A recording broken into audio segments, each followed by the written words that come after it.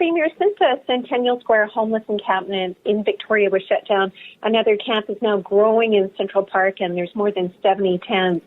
And there's growing safety issues there because neighbors say the problem has become a whack-a-mole situation where you close one camp and another just pops up somewhere else. And they're demanding that the province take immediate action to fix it.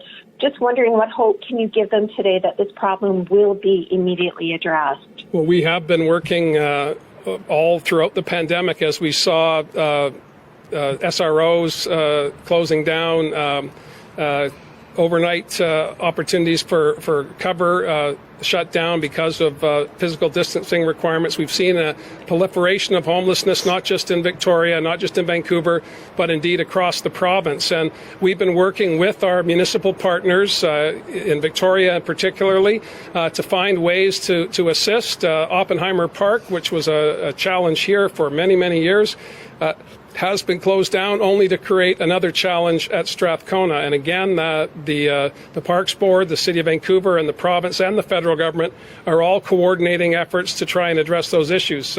Mayor Stewart talked about 450 units announced just this week.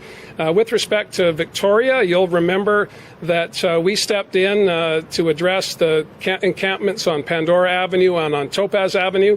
Some 600 people were found accommodation, and yet here we are continuing to see growth in our public spaces. So we're going to continue to work with the city, with the federal government, and other partners to find space and homes for these vulnerable populations. But we also want to send a clear message to those who are taking advantage of vulnerable people for criminal activity that law enforcement is there to protect citizens. And I give full credit to the City of Victoria, Delmanic and the City of Victoria Police for being compassionate and forward-looking and addressing significant challenges with homelessness. And we're going to keep going at this. This is not something that just arrived yesterday, and it's not something that will go away tomorrow.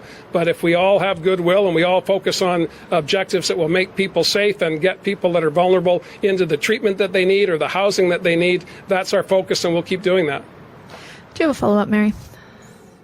I do. Thanks, Jan. A lot of work has been done, and it's true that clearly it's not enough when you look at the camps in Beacon Hill Park and Central Park. It's still very much a problem, as you mentioned. Is there no way to alleviate the problem in the short term, or are we looking at this as a new reality? Well, I don't. Well, thank you, and I think that's an appropriate question. I think that citizens in Victoria, particularly as my hometown, and I can speak directly to that, are aghast that what was once a community that had little or no homelessness now has significant amounts of homelessness, and these are issues that we are all responsible for. There are our brothers and our sisters and our mothers and our fathers that are displaced for no fault of their own in most instances, and we need to offer hands up and help when we can. But we also need to send a message to those who take advantage of those who are in vulnerable situations, and that's what the City of Victoria has done by moving in on and dispersing the Centennial Square encampments. And we'll continue to work with the city and law enforcement and providing, of course, the services. Having a dedicated Ministry of Mental Health and Addictions is very helpful at this moment in our history when we're dealing with a global pandemic and we're dealing with an opioid crisis that continues to worsen month by month. We all need to recognize that although we don't like to see people living rough in our neighborhoods, we need to be more compassionate. We need to focus on making sure that all orders of government, all of those not-for-profits who have also been compromised because of COVID-19, they're minimal staff. Many of the volunteers that used to be in place and in shelters and other locations are seniors and are vulnerable populations when it comes to COVID. So this is a complex issue. People understand that.